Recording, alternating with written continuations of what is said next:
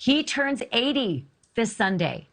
After a 3-hour meeting with President Xi Jinping in Asia, pictures are taken today, looking pretty important, pretty presidential on the global stage. But in 2 years, is he going to have the same number of primary challengers that Donald Trump could have?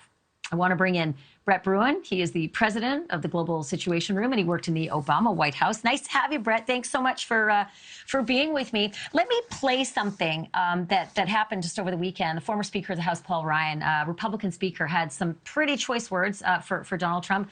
Let me play that and get some comments from you on the other side. Take a look. I think Trump's kind of a drag on our ticket. I think Donald Trump gives us problems politically. We lost the House, the Senate, and the White House in 2 years when Trump was on the ballot or in office. And I think we just have some Trump hangover. I think he's a drag on our offices and our races.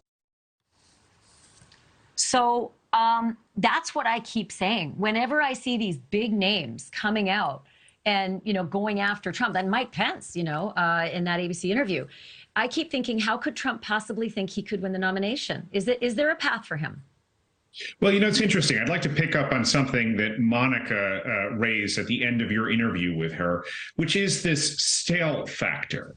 Trump, quite frankly, is starting to emanate a bit of that stale odor. I mean, he has tried out all of these old show tunes. None of them really seem to be working before the elections, and certainly afterwards, they're just hitting the wrong note. And I think that note is out of tune with where a lot of Republicans are right now. And it's not clear that he has any new plans, any new ideas. And Republicans are coming to grips with the idea that he has now lost them essentially 2 rounds of elections. And they have got to find a better standard bearer if they're going to have better results in 2024. So let's talk about tomorrow is another vote. It's supposed to be the vote for the Speaker of the House. I'm shocked because there's still so many races that we haven't called, right? There's a whole bunch of House members who won't be there because they haven't even been elected yet for the vote. But what do you suspect is going to happen? I mean, Kevin McCarthy, everybody says he's been measuring the drapes forever.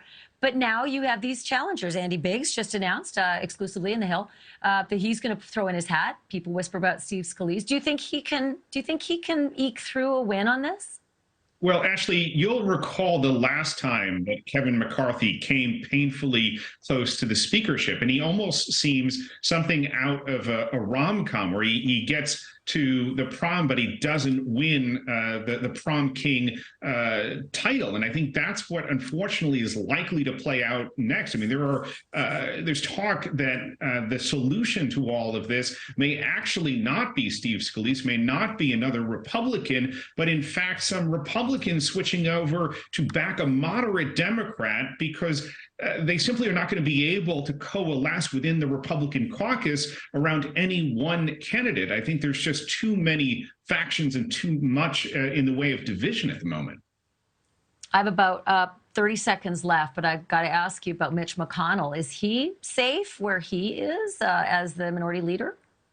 I don't think you can lose the Senate again and hold on to your majorityship. I mean, he's a legend and obviously has an incredible track record. But whether or not he is the person to lead the Republicans at this moment, I think there are some clouds gathering over that side of Capitol Hill. Thank you for watching. Go to newsnationnow.com to find NewsNation on your television provider. And don't forget to click the red subscribe button below to get more of NewsNation's fact-driven, unbiased coverage.